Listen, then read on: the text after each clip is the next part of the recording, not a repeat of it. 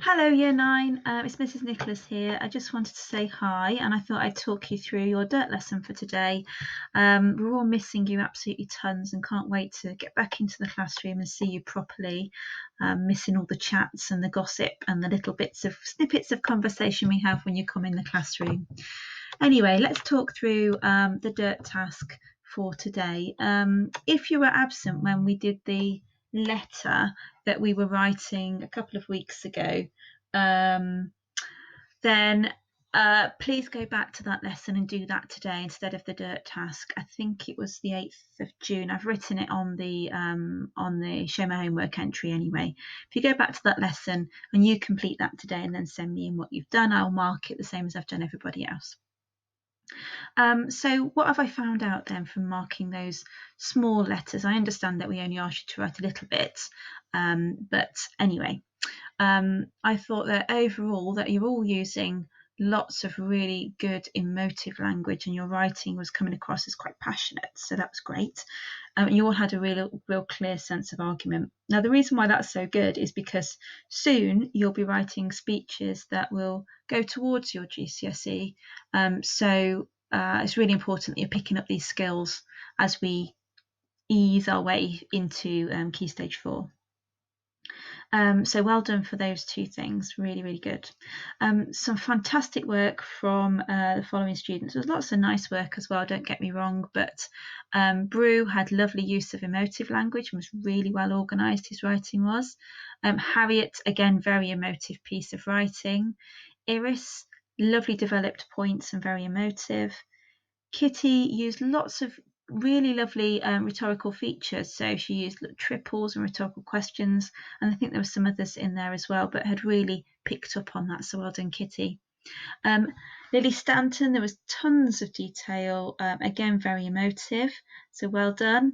Max's was really, again, clear and really, really emotive, clear arguments, really well organised, so well done, Max. Sophie's piece of work was extremely well written, it felt very mature, so well done, Sophie. And Thomas had included lots of interesting anecdotes, lots of comparisons to things I hadn't really considered, so super well done. So let's have a look at the things we need to develop then. So many of you didn't begin your and end your letter correctly, so some of you might have that as an EBI.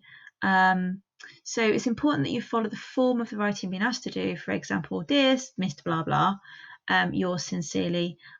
So there's a slide on my dirt lesson today on how to end letters appropriately, depending on if you know the name of the person you're writing to or not. So have a look at that if that's one of your EBIs. And another SPAG error, many of you didn't paragraph. I think it was because we asked you to write something quite short. So many of you didn't see the necessity to paragraph, but it's so important. Every time you change your topic, you put a time word in there, you need to change paragraphs, and your paragraphs can be quite short.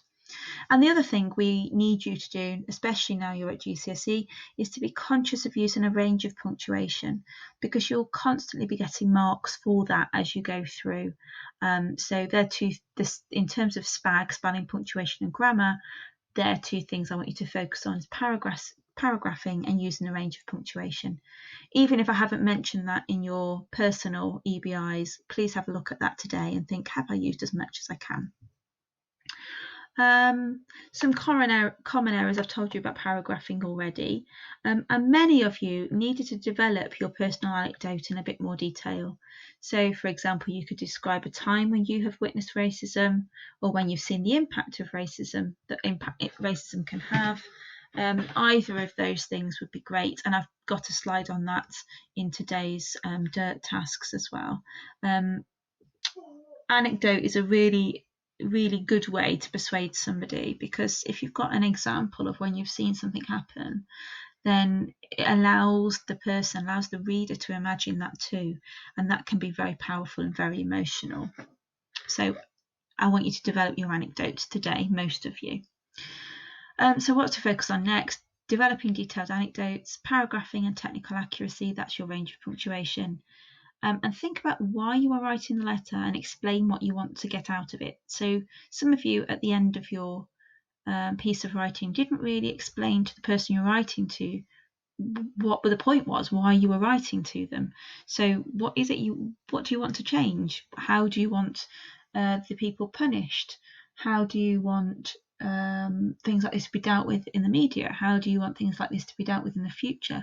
What can we do to eradicate racism? All of those things, you need to give an idea at the end of it, the end of your letter. So have a look at your personal EBIs, but I want you to focus on these ones as well. Paragraphing, a range of punctuation, a detailed anecdote that really helps us imagine why this is a problem, and a solution to the problem, what it is you would like to see happen. Okay, so that is our overview of our marking. I'll just talk you through the PowerPoint for today. Here we go. Okay, so today you're going to do the dirt first of all. I imagine it will only take you about 20 minutes to do it, and then you can read your book if you've got any time remaining. So I've asked you to look at the EBIs. We've looked at the overview sheet together, so tick, we've done that one. Copy down your individual EBIs as well, that will help you stay focused. I want you to remind yourself of the original criteria. We'll do that now. Spend about 20 minutes doing green pen work and then send me a picture of what you've done to improve. And then look at the bits that are relevant to your EBIs. So let's have a look through.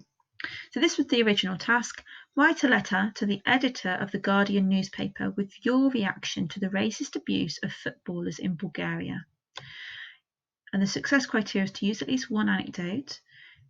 Some of you did, but they weren't particularly developed. 6 pieces of emotive words or phrases, tick, most of you did that. Write between 12 and 18 lines. I feel that was a little bit too short for the person who set the task. I would like you perhaps to extend on that today. That was great for a task for before, but obviously it's going to go over that as you improve. And then a challenge was to consciously use 2 other language devices. So like Kitty did, using rhetorical questions or triples, and use the proper form for a letter. Some of you need to end your letter in an appropriate way. So if anecdote was one of your targets and you haven't particularly included your own personal anecdote in there, you can use one of these sentence stems to help you get started. Remember, you need to describe what happens so the reader can fully understand and empathise with what you are saying. So you could say something like, this isn't the first time I've experienced this, or this isn't the first time I've witnessed this sort of behaviour, and nothing was done about it that time. Let me tell you what happened, and you can go into detail. Or, I have seen firsthand what it's like for people who experience such vile racism. And then you can go on to talk about the impact racism has had on somebody that you know. I took my own child to see a football match this season and I couldn't believe what I was hearing. And you could, again, talk about, literally describe what you heard on the terraces. I don't feel safe to go and watch football matches anymore. The last time I was there, blah, blah, blah, blah, and explain what happened. So you're going to make that up. Writing an anecdote is going to require you being creative, unless, of course, any of these things have happened to you. Notice I've got a semicolon there because my 2 sentences are going to link together. So I'm conscious of using a full range of punctuation. So you just choose one of those or one of your own to begin telling a little story about why this is so important and the impact it has. Okay? If you had an EBI of beginning and ending, well, ending your letter correctly, you can end your letter correctly by choosing the way that you signal the letter is ending. If you know the person that you are writing to, dear Mr. Duffy, for example, you end it yours sincerely. If you don't know the person you are writing to, dear Sir, Madam, you end your faithfully. Now, you were told to write to the editor of the Guardian newspaper. You may have chosen to have given the editor of the Guardian newspaper a name. So, dear Miss Nicholas, the editor of the Guardian newspaper. Obviously, I've been promoted. You could do that. So, dear Miss Nicholas, in which case, if I am suddenly the editor of the Guardian newspaper, you would end yours sincerely because you know my name. If you are writing dear Sir, Madam, because you don't know who the editor is of the Guardian newspaper, you write yours faithfully at the end and you sign your name. Okay? And the thing I would like you to do before you've done that, though, is make sure you've written a little bit about what you would like to see happen. in terms of racism on the pitch, and perhaps what could happen, A, to the people who were causing the racism, B, what would happen in the future football matches, what could happen. Okay, so spend about 20-25 minutes now. I don't know how long I've been chatting to you, sorry. Spend 20-25 minutes now just going through green pen checking that you have got a developed anecdote, that you have used a full range of punctuation, that you have paragraphed, that you have explained what you would like to see happen, and you have ended your letter in the correct way. Okay, I look forward to seeing your improvements. You can just, if you haven't got a green pen, just write in any different colour pen or type in a different colour if you've typed it, so I can see the improvements you've made today. I hope you're all well, and I'm really looking forward to seeing you all very, very soon. Okay, see you soon then. Bye bye.